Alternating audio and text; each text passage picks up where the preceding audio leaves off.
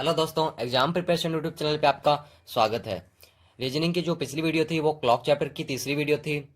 आज ये जो वीडियो है वो क्लॉक चैप्टर की चौथी वीडियो होगी, जिसके अंदर हम कुछ एडवांस लेवल के जो बेसिक से हमारे क्वेश्चन रह गए थे वो हम इस वीडियो के अंदर सॉल्व करेंगे। पिछली वीडियो के अंदर हमने टाइम निकालना सीखा था, यानी कि हमको एक कोण दिया होगा और उस कोण से हमने टाइम निकाला था। और हमारा जो कोण से टाइम निकालने का फॉर्मूला था वो था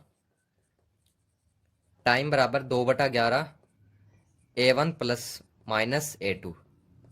ये हमारा टाइम निकालने का फॉर्मूला था। इसके अंदर A1 था स्मॉलर नंबर इंटू 23 और A2 था जो हमको कौन दिया हुआ है।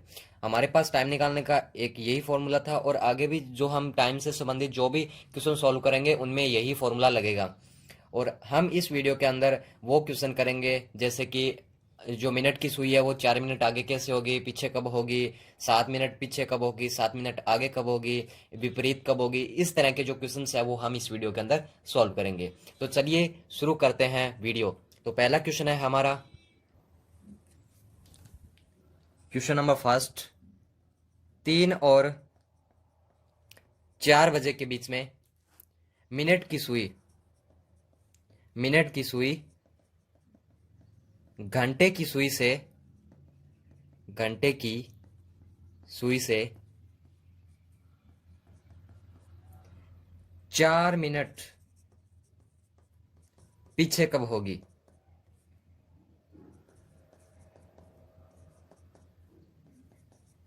यानी कि आपके पास जो पहला क्वेश्चन है वो है 3 बजे और 4 बजे। 3 और 4 बजे के बीच में मिनट की सुई घंटे की सुई से 4 मिनट पीछे कब होगी। 4 मिनट पीछे बताना है। तो हमारा जो टाइम निकालने का फॉर्मूला है इसी के अंदर हमको टाइम निकालना है। तो सबसे पहले इस क्वेश्चन को शॉर्ट फॉर्म में लिख लेते हैं। शॉर्ट फॉर्म में लिखने के बाद में हमको आसानी हो जाएगी। 3 और 4 बजे हैं और 4 मिनट पीछे बताया है। 4 मिनट है और बताया है पीछे पीछे बताना है। तो टाइम निकालने का जो फॉर्मूला है वो है 2/11 A1 plus minus A2। A1 था स्मॉलर नंबर इंटू 30, तो स्मॉलर नंबर है इसके अंदर 3, तो 3 इंटू 30 कितना हो गया 90 डिग्री। तो A1 हमारा आ गया 90 डिग्री। और A2 क्या था, A2 था गिवन कोण। हमारे पास इसके अंदर कोई कोण नहीं दिया है, तो अब हम इससे कोण कैसे निकालेंगे। हमारे पास दिया है 4 मिनट, हम मिनट से कोण निकाल लेंगे। 1 मिनट के अंदर जो घड़ी है, घड़ी की सुई है वो कितने डिग्री का कोण बनाती है, मिनट वाली है तो मिनट वाली बनाती है 6 डिग्री का कोण। 1 मिनट के अंदर जो मिनट वाली सुई है वो 6 डिग्री का कोण बनाती है। तो हमारे पास 4 मिनट है, तो 4 मिनट में जो मिनट वाली सुई है वो कितने डिग्री का कोण बनाएगी, तो 4 इंटू 6 यानी कि 24 डिग्री का कोण। तो हमारे पास A2 भी आ गया 24 डिग्री। अब इसके अंदर फॉर्मूले के अंदर मान रख देते हैं। 2/11 A1 है 90 प्लस माइनस 24 डिग्री। अब एक बार प्लस करना है एक बार माइनस करना है। तो एक बार प्लस करता हूँ, 2/11 90 प्लस 24, ये आ गया 2/11 इंटू में 114। 90 और 24 कितना हो गया 114, बराबर बन गया 228/11। अब इसको क्या लिख सकते हैं, अब हम 228/11 को लिख सकते हैं 20 सही 8/11, यानी कि 3 बज के 20 सही 8/11। एक तो हमारे पास आ गया ये टाइम, और जो दूसरा टाइम है वो आ गया माइनस करने से। 90 में से 24 गए, कितने बच गए 66। तो 2/11 इंटू 66 कितना हो गया 12, यानी कि एक हमारे पास टाइम आ गया 3 बज के 12 मिनट। दो टाइम आ गया। अब इसमें क्या पूछा है कि 4 मिनट पीछे कब होगी, पीछे के लिए बताना है। तो एक टाइम ये है और एक टाइम ये है, तो इन टाइम में छोटा टाइम कौन सा है, छोटा टाइम है ये, यानी इसमें है 12 मिनट और इसमें है 20 मिनट। तो छोटा टाइम है ये, और पीछे बताना है तो पीछे के लिए जो आएगा वो छोटा टाइम आएगा। यानी कि जो 4 मिनट पीछे है सुई है वो 3 बज के 12 मिनट पे होगी। और अगर आपको इस तरह पूछ ले कि 4 मिनट आगे कब होगी, तो आगे के लिए बड़े वाला टाइम, पीछे के लिए आएगा छोटे वाला टाइम, और आगे के लिए आएगा बड़े वाला टाइम। ये आपको याद रखना है। इसलिए इसका परफेक्ट आंसर क्या हो गया 3 बज के 12 मिनट। यही इसका परफेक्ट आंसर होगा, ना कि 3 बज के 20 सही 8/11 मिनट। अगर आगे के लिए पूछ लिया होता तो वो आता 3 बज के 20 सही 8/11 मिनट। सॉल्व करते हैं दूसरा क्वेश्चन। तो दूसरा क्वेश्चन है हमारा क्वेश्चन नंबर सेकंड। 3 और 4 बजे के बीच में मिनट की सुई मिनट की सुई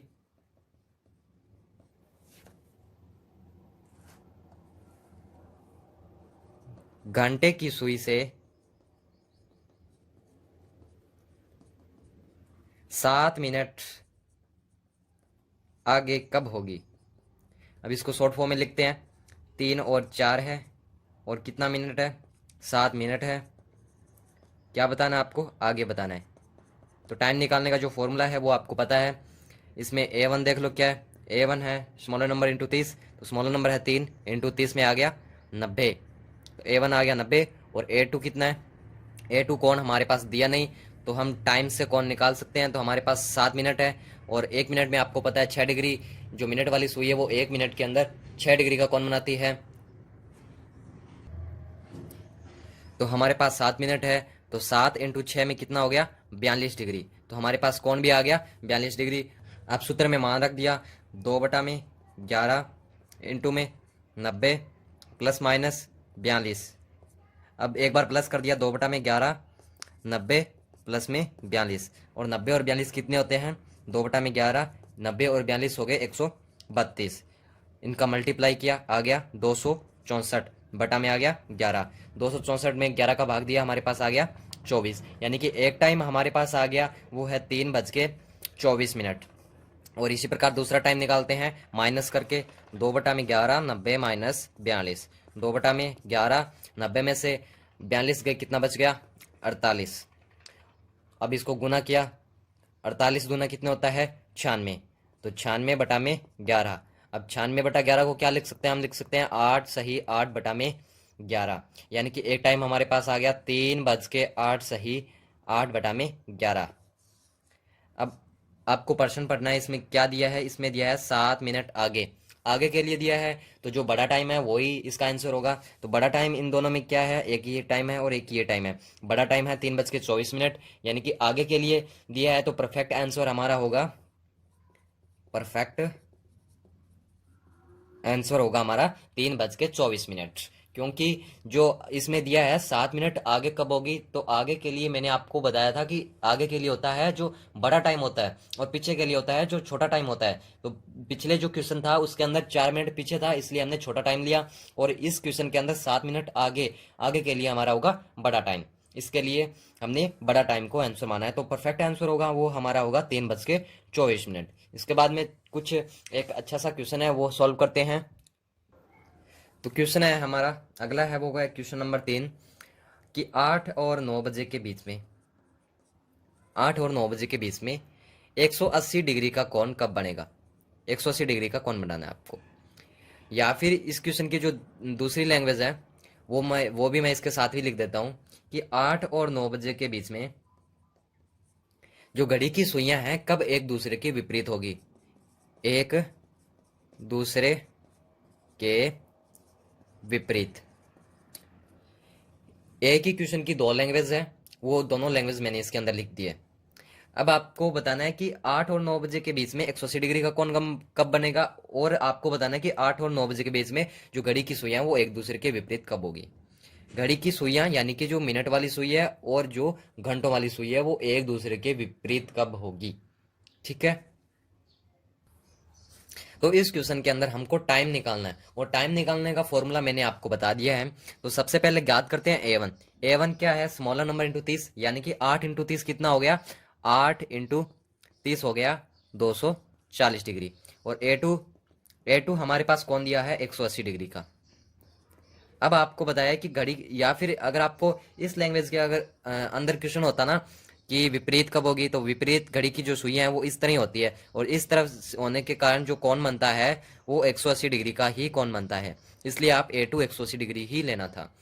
इसके बाद में जो क्वेश्चन के अंदर मान रखते हैं 2/11, A1 है 240 प्लस माइनस A2 है 180 डिग्री। अब आप एक बार तो आपको करना है प्लस और एक बार करना है माइनस। तो सबसे पहले मैं करता हूं प्लस। तो 2/11 बटा में 240 प्लस 180, 2/11 240 प्लस में 180 कितने हो गए, इंटू में 420। अब इसको सोल्व किया, कितना आ गया, 840/11। अब 840/11 को क्या लिख सकता हूं मैं लिख सकता हूं 76 सही 4/11। यानी कि एक मेरे पास टाइम आ गया 8:76 सही 4/11। और जो दूसरा टाइम है वो निकालते हैं हम माइनस करके। तो 240 में से 180 गए, 2/11 इंटू में 60 बच गए। 240 में से 180 गए, 60 बच गए। अब इसको सोल्व किया, 120 बटा में आ गया 11, यानी कि 120 बटा 11 को मैं क्या लिख सकता हूँ, मैं लिख सकता हूँ 10 सही 10 बटा में 11, यानी कि एक टाइम मेरे पास आ गया 8:10 सही 10 बटा में 11 मिनट। अब मेरे पास आ गए, एक टाइम ये है और एक टाइम ये है, मेरे पास दो टाइम आ गए। अब मेरे से इस क्वेश्चन के अंदर पूछा है कि 180 डिग्री का कोण कब बढ़ेगा। अब आपको मैं बता देता हूँ, ये जो आंसर है ये कभी नहीं हो सकता। क्यों नहीं हो सकता कि क्या कभी आपने 8:76 देखे हैं कभी? घड़ी के अंदर 60 मिनट होते हैं, 60 मिनट से अधिक ये जो वैल्यू है ये 60 मिनट तक ही होगी। अगर ये जो वैल्यू है 60 मिनट से ऊपर है ना, तो ये आंसर गलत हो माना जाएगा। इसलिए ये जो आंसर है वो गलत मान लिया गया है, और जो हमारा जो परफेक्ट आंसर है, सही आंसर है, फिर यही माना जाएगा। क्यों माना जाएगा?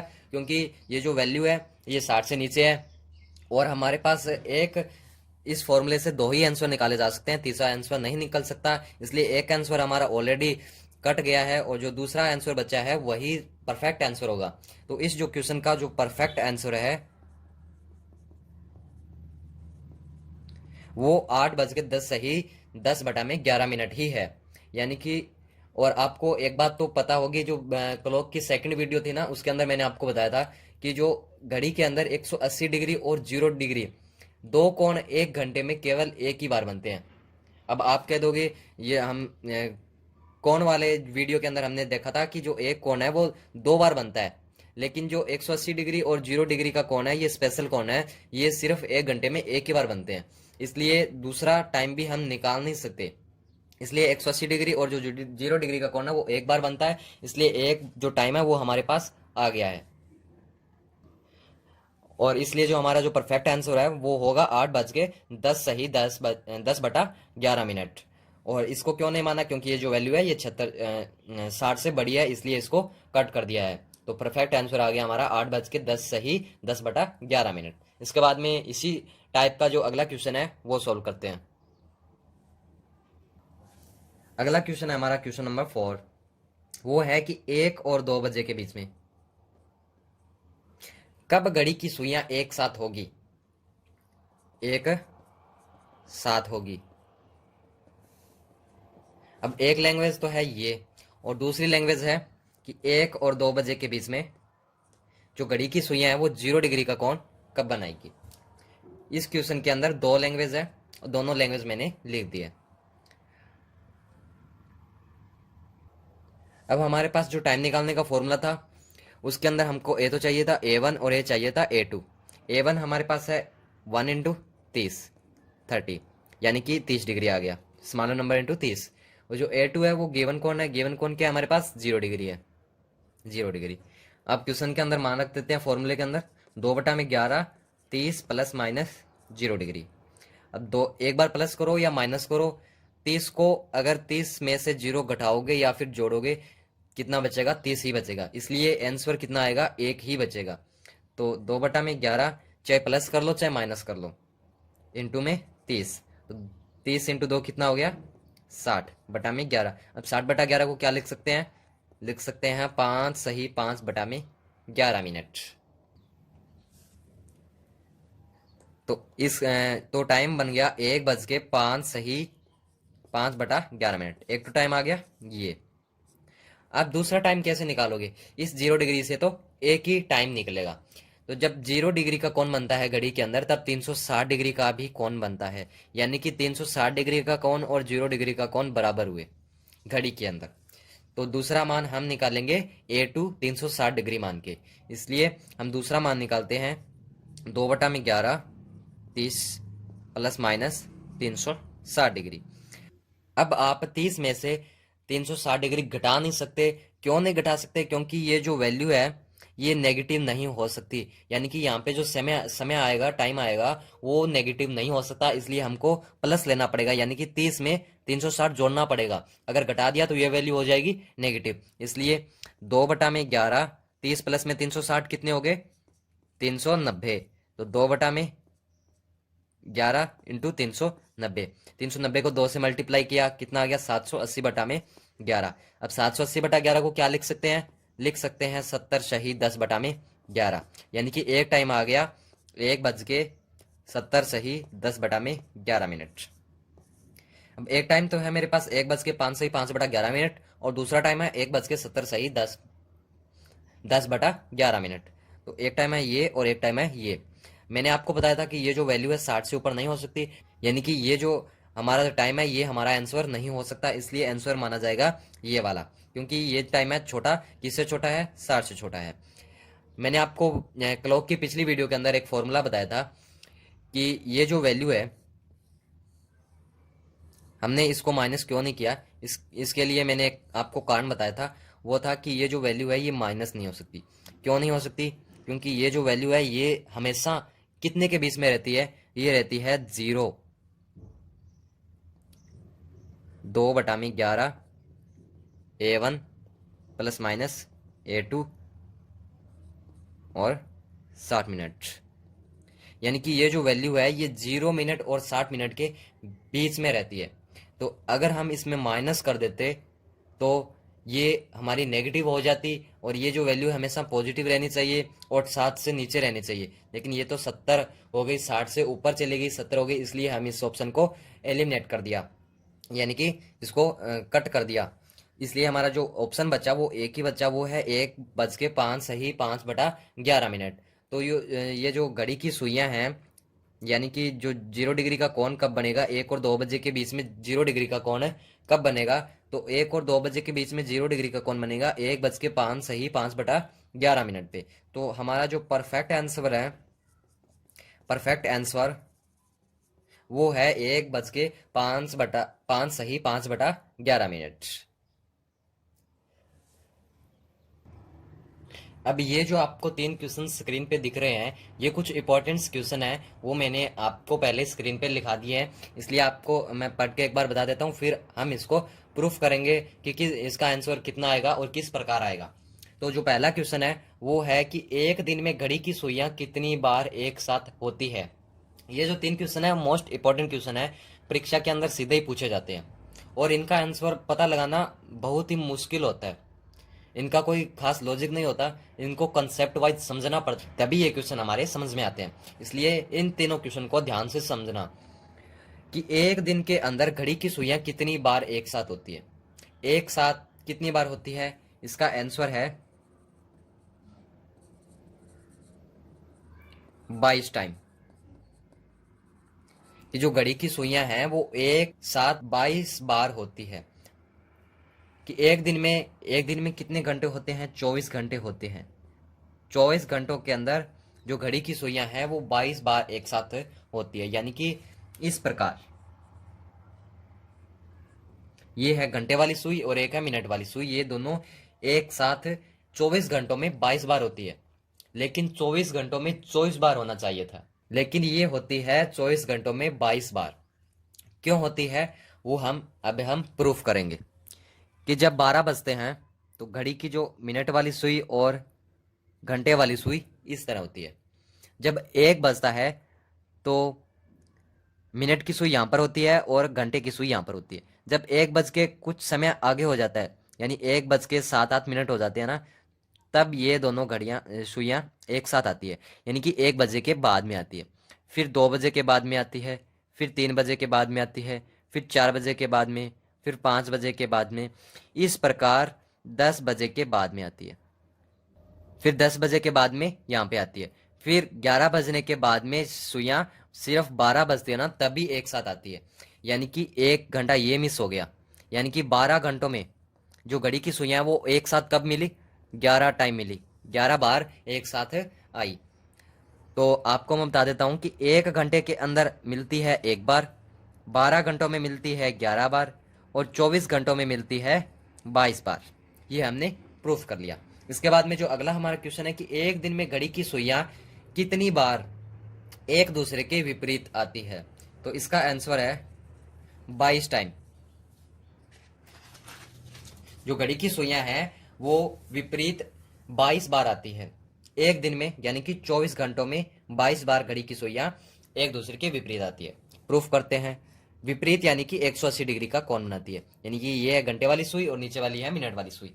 इस घड़ी के अंदर मिनट और घंटे वाली की सुई के अंदर इस प्रकार की जो सिचुएशन है वो एक दिन में कितनी बार बनती है।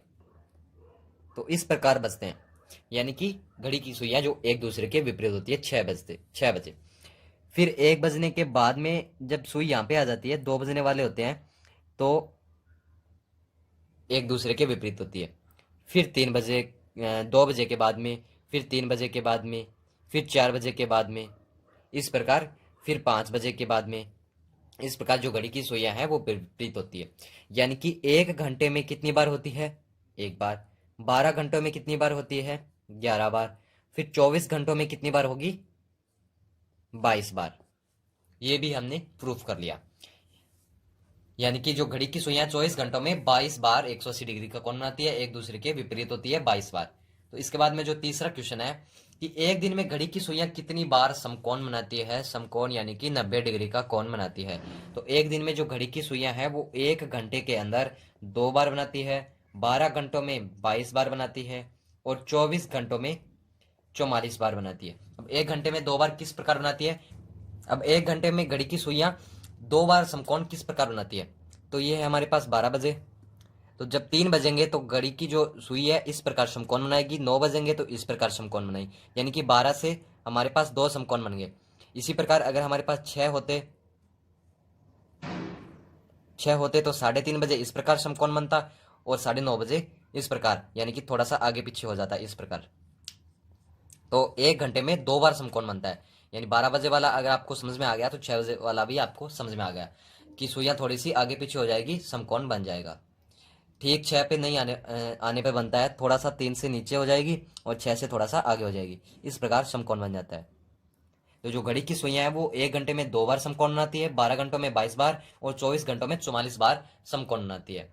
तो हमारे जो क्लॉक चैप्टर के कुछ क्वेश्चन रह गए थे वो हमने इस वीडियो के अंदर सोल्व कर लिए हैं। अब अगली वीडियो के अंदर हम पढ़ेंगे सिलॉक्स चैप्टर के बारे में, जो कि मोस्ट इंपॉर्टेंट होता है और किसी के समझ में भी आसानी से नहीं आता, आसानी से समझ में भी नहीं आता, और इसको हम ट्रिक के माध्यम से समझेंगे। सिलॉक्स चैप्टर की भी ट्रिक होती है जिसको हम अगली वीडियो के अंदर शुरू करेंगे। तो अगली वीडियो देखना ना भूलिएगा।